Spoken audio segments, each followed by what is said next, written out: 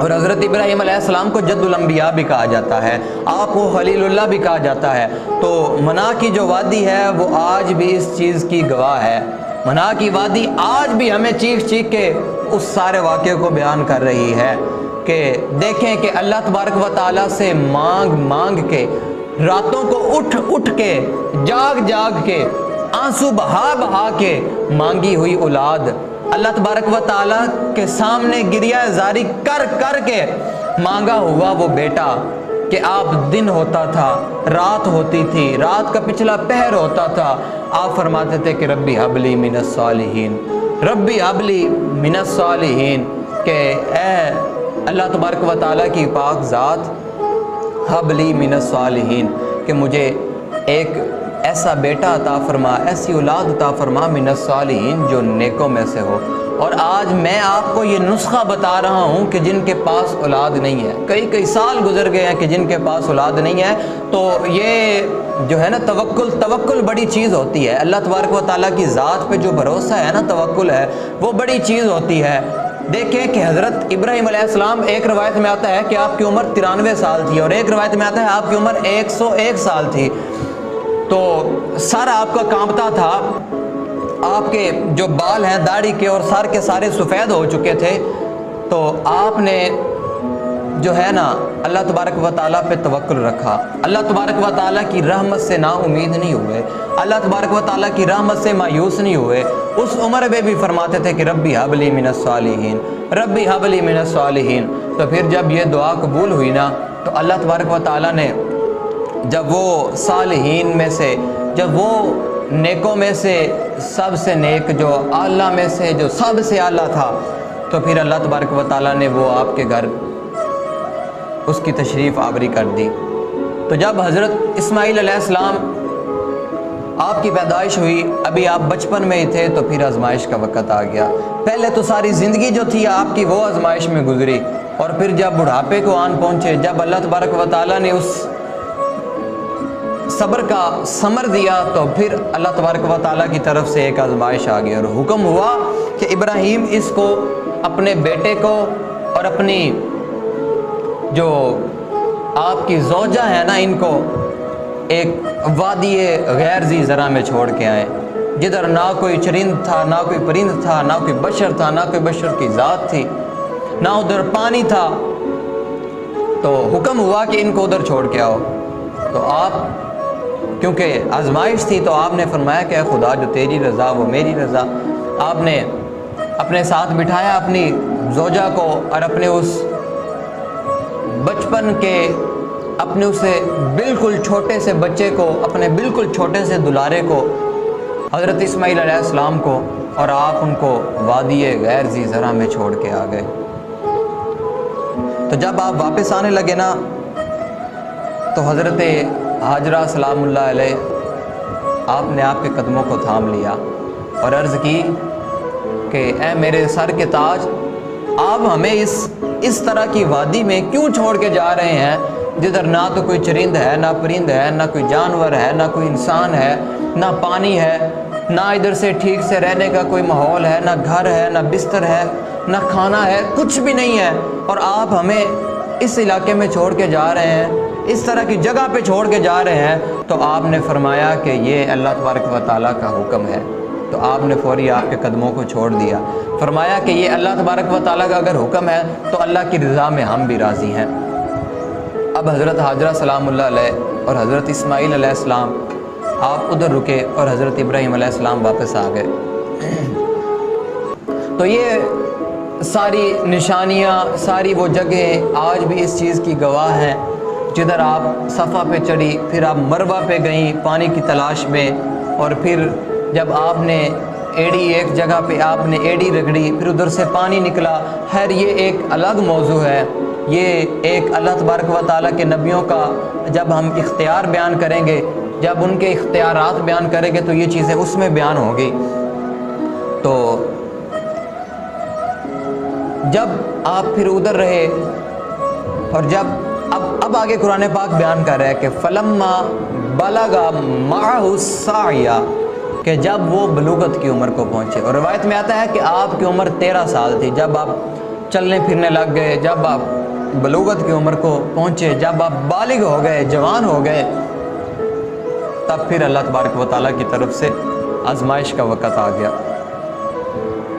फलम्मा बलगा माअहु साया, अब हज़रत इब्राहीम अलैहिस्सलाम क्या देखते हैं, आपने ख्वाब देखा, और ख्वाब में क्या देखा कि आप अपने प्यारे बेटे, अपने प्यारे लाडले और दुलारे हज़रत इस्माईल अलैहिस्सलाम को, जिसको बचपन में उस वादी में अभी छोड़ा हुआ था और अभी देखा भी नहीं था कि वो कैसे हैं, उस वादी में छोड़ा हुआ है, तो अल्लाह तबारक व तआला का ख्वाब में, और नबियों को जो ख्वाब आता है वो बमंज़िल वही होता है, और इंसानों के जो हमें जो ख्वाब आते हैं वो कोई शैतानी ख्वाब भी होते हैं, और कुछ ख्वाबों को नबूवत का 46वां हिस्सा भी कहा गया है, यानी अच्छे ख्वाब।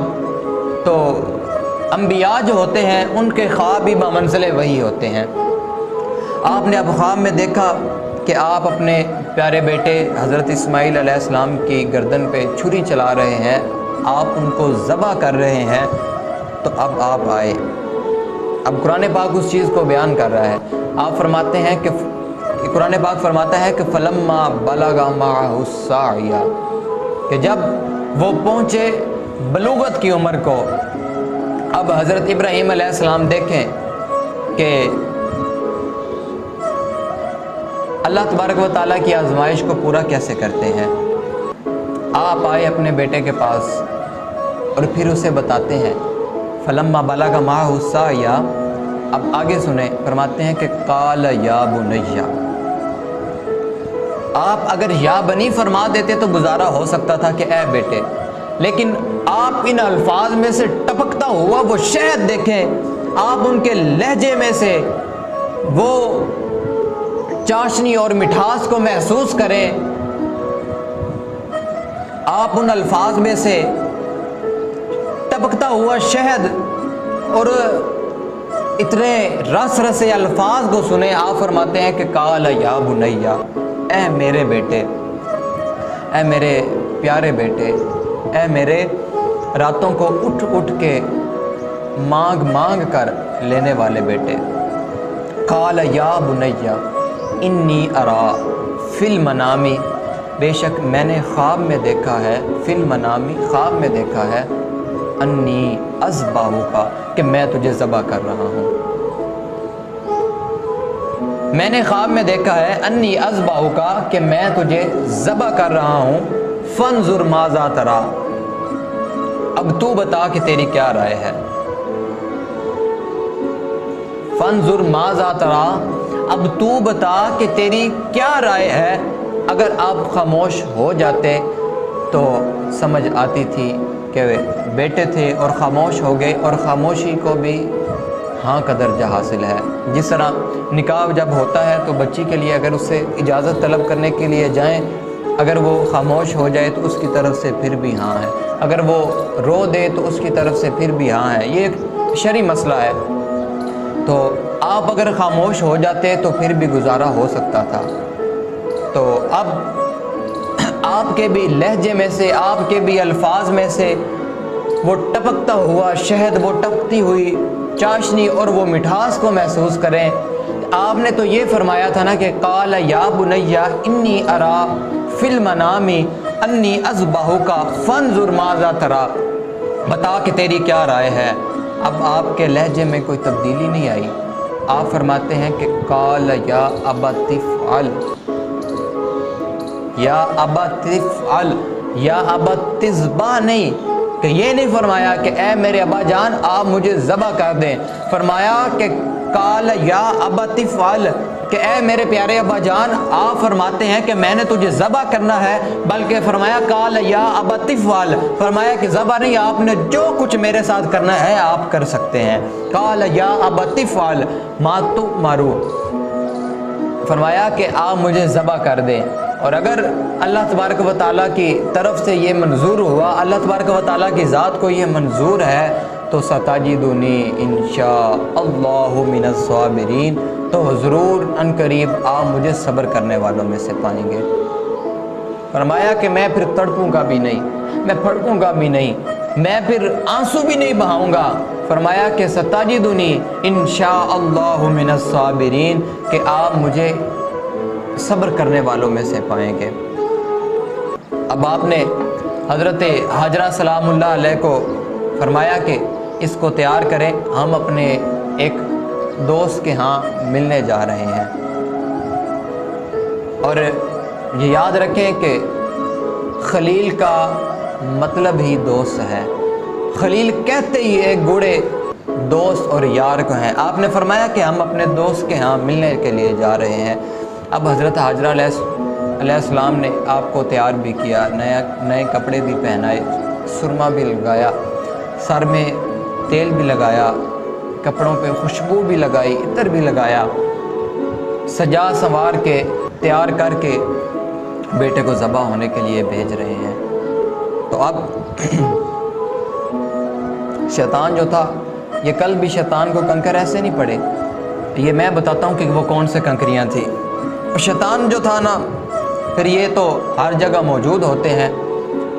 اب وہ آیا حضرت ابراہیم علیہ السلام کے پاس، تو کہتا ہے کہ جی صرف ایک خواب کی ہی تو بات تھی، اور آپ اللہ تبارک و تعالیٰ سے اٹھ اٹھ کے، راتوں کو جاگ جاگ کے، رو رو کے، دعائیں کر کر کے مانگا ہوا بیٹا جو ہے، وہ صرف ایک خواب کی وجہ سے آپ اس کو ذبح کرنے کے لیے لے کے جا رہے ہیں۔ تو آپ نے فرمایا کہ تجھے پتہ نہیں ہے کہ یہ اللہ تبارک و تعالیٰ کا حکم ہے، یہ اللہ تبارک و تعالیٰ کا حکم ہے، اور ایک اسماعیل نہیں، اگر 1000 بھی اسماعیل ہوں تو میں قربان کرنے کے لیے تیار ہوں۔ آپ نے وہ کنکر اٹھایا اور اس شیطان کو لگایا، ایک کنکری ہو گئی۔ اب وہ گیا، اس نے سمجھا کہ یہ بچہ ہے اور ڈر جائے گا اور میں اسے ورگلا لوں گا۔ اب وہ حضرت اسماعیل علیہ السلام کے پاس گیا اور انہیں کہتا ہے کہ تیرا باپ جو ہے نا، تجھے اس نے تیار کیا ہے کہ چل تیار ہو جا کہ ہم اپنے ایک دوست کے ہاں ملنے کے لیے جا رہے ہیں۔ دراصل یہ کہیں ملنے کے لیے نہیں بلکہ تجھے ذبح کرنے کے لیے لے کے جا رہا ہے۔ تو حضرت اسماعیل علیہ السلام نے کہا کہ یہ کوئی ہو سکتا ہے کہ کوئی اپنے لخت جگر کو بھی ذبح کرے؟ یہ کوئی ہو سکتا ہے کہ راتوں کو اٹھ اٹھ کے مانگے ہوئے بیٹے کو بھی کوئی ذبح کرے؟ یہ ہو سکتا ہے کہ اللہ تبارک و تعالیٰ سے مانگ مانگ کر لیے ہوئے بیٹے کو بھی کوئی ذبح کرے، جس کا ایک عرصہ جدائی میں گزارا ہو، اور پھر اتنی جو لمبی جدائی کے بعد آج ملاپ کا وقت ہے، تو یہ ہو سکتا ہے کہ کوئی بیٹا کوئی باپ اپنے بیٹے کو ذبح کرے؟ تو اب شیطان کہتا ہے کہ تیرا باپ جو ہے نا، اس کو اللہ کا حکم کہتا ہے۔ تو حضرت اسماعیل علیہ السلام نے بھی کنکر اٹھایا اور فرمایا کہ اگر اللہ تبارک و تعالیٰ کا یہ حکم ہے تو پھر اسماعیل کی ایک جان ہے، اگر 1000 بھی جانیں ہو تو اسماعیل وہ بھی قربان کرنے کے لیے تیار ہے۔ اب شیطان جب ادھر سے ہٹا، اسے پتہ چلا کہ میری دال ادھر نہیں گلنے والی۔ اب وہ کیونکہ ماں کا دل جو ہے نا وہ بڑا نرم ہوتا ہے، اب شیطان چلا اور حضرت حاجرہ سلام اللہ علیہ ان کے پاس آ گیا۔ اب ان سے کہتا ہے کہ آپ کو پتہ ہے کہ آپ کا جو شوہر ہے، آپ کے لاڈلے بیٹے کو، آپ کے پیارے بیٹے کو ذبح کرنے کے لیے وادی منع میں لے کے جا رہا ہے۔ تو آپ نے فرمایا کہ یہ ہو سکتا ہے کہ کوئی باپ اپنے بیٹے کو ذبح کرے؟ یہ ہو سکتا ہے کہ کوئی باپ اپنے لخت جگر کو، اپنے جگر کے ٹکڑے کو ذبح کرے؟ ایسے بھی کبھی ہوا ہے؟ کیونکہ شیطان تھا نا، تو اینڈ پہ اسے بتانا پڑا۔ شیطان نے بتایا کہ تیرا شوہر جو ہے نا وہ اس کو اللہ کا حکم کہتا ہے۔ تو آپ نے بھی کنکر اٹھا کے مارا۔ آپ نے فرمایا کہ اگر اللہ کا حکم ہے تو پھر میرا ایک اسماعیل نہیں، پھر اگر 1000 بھی ہوں تو میں 1000 اسماعیل کو اللہ تبارک و تعالیٰ کے حکم پہ قربان کرنے کے لیے تیار ہوں۔ اب اس سارے نقشے کو جو ہے نا وہ قرآن پاک بیان فرما رہا ہے۔ جب آپ وادی منع میں پہنچے، اب آگے سنیں جی، فلما اسلما وتلہ للجبین، اب آپ نے ان کو جبین کے بل جو ہے نا، منہ کے بل لٹا دیا۔ بعض مفسرین کرام نے کہا، لکھا ہے کہ آپ کو الٹا لٹا دیا گیا تاکہ پیچھے سے ذبح کیا جائے، ادھر سے۔ اور بعض نے لکھا کہ جس طرح ہم آج جانور کو اس کی گردن کو پکڑ کے اسے تھوڑا سا بل دے کے تاکہ یہ جو رگیں ہیں یہ کسی جائیں، ان میں ایک کھچاؤ پیدا ہو جائے تاکہ چھری جو ہے نا وہ تیز چلے، اس میں کوئی رکاوٹ نہ بنے۔ تو فلما اسلما وتلہ للجبین، جب آپ نے آپ کو جبین کے بل، آپ کو اس منہ کے بل جب آپ نے لٹا لیا نا، اور حضرت ابراہیم علیہ السلام کے ہاتھ میں چھری بھی تھی، آپ نے اس چھری کو نکالا، اور آپ کے پاس رسی بھی تھی، آپ نے اس رسی کو بھی نکالا، اور حضرت اسماعیل علیہ السلام کے ہاتھوں کو اور پاؤں کو آپ کو جو ہے نا مکمل طور پہ رسیوں میں جکڑ دیا۔ اور جکڑنے کی وجہ یہ تھی کہ جب میرا بیٹا ہاتھ پاؤں مارے گا، یہ تھوڑا سا تڑپے گا، تو ہو سکتا ہے کہ میں باپ ہوں اور میرے دل میں تھوڑی سی نرمی پیدا ہو جائے، اور وہ نہ ہو کہ اللہ تبارک و تعالیٰ کی آزمائش کو پورا نہ کر سکوں۔ اس ڈر سے آپ نے رسیوں سے آپ کو جکڑ دیا، رسیوں کے ساتھ باندھ دیا، اور اپنی آنکھوں پہ بھی پٹی کو باندھ لیا۔ اور جب آپ ذبح کرنے کے قریب تھے تو حضرت اسماعیل علیہ السلام نے کہا کہ بابا جان میری رسیوں کو کھولیں، اور اب آپ پریشان ہو گئے کہ شاید اسماعیل کا جو ارادہ ہے وہ تبدیل ہو گیا ہے اور اللہ تبارک و تعالیٰ کی آزمائش پوری نہیں کر سکوں گا میں۔ تو آپ نے فرمایا کہ اسماعیل کیا تیرا ارادہ تبدیل ہو گیا ہے؟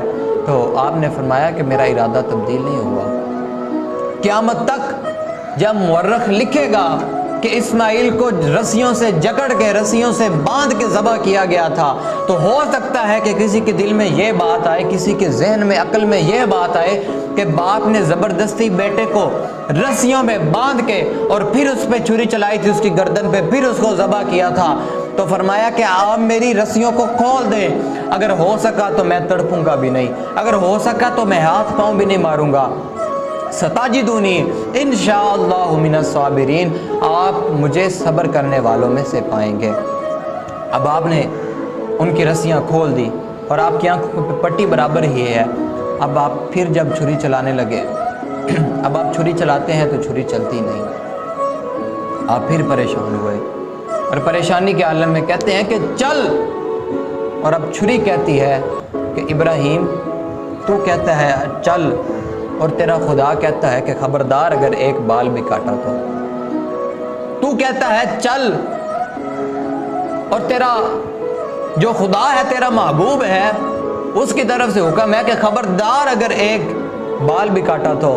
اب آپ کی ریشم جیسی گردن جو ہے اس کو بل دیا ہوا ہے، آپ کی رگوں میں کھچاؤ تھا، اور اب حضرت اسماعیل علیہ السلام چھری کو جب پریشانی کے عالم میں تھے نا کہ وہ نہ ہو کہ اللہ تبارک و تعالیٰ کی طرف سے یہ آزمائش میں پوری نہ کر سکوں، اب آپ نے ایسے چھری کو مارا، وہ ایک پتھر کے ٹکڑے پہ لگی اور پتھر ریزہ ریزہ ہو گیا۔ تو آپ فرماتے ہیں کہ میں تجھے چلاتا ہوں تو چلتی کیوں نہیں ہے؟ تو چھری نے بول کے کہا کہ ابراہیم، جس خدا نے تجھے ادھر آگ کو حکم دیا تھا، آگ تجھے نہیں جلا سکی تھی، وہ خدا مجھے بھی حکم دے رہا ہے کہ خبردار تو نے ایک بال بھی کاٹا تو میں اس کو کیسے کاٹوں؟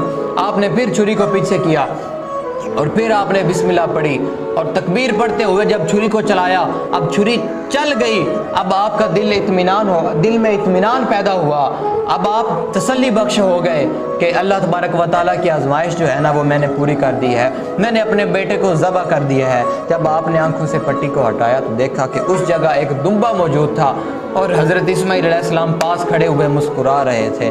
تو آپ کی زبان سے بے ساختہ یہ الفاظ نکلے کہ اللہ اکبر، اللہ اکبر۔ تو حضرت اسماعیل علیہ السلام نے فرمایا کہ لا الہ الا اللہ واللہ اکبر، اور پاس جبرائیل کھڑے جو دمبا لے کے آئے تو فرمایا اللہ اکبر وللہ الحمد۔ تو اس طرح یہ وہ پوری تکبیر بن گئی اور اللہ تبارک و تعالیٰ کی آزمائش بھی پوری ہو گئی۔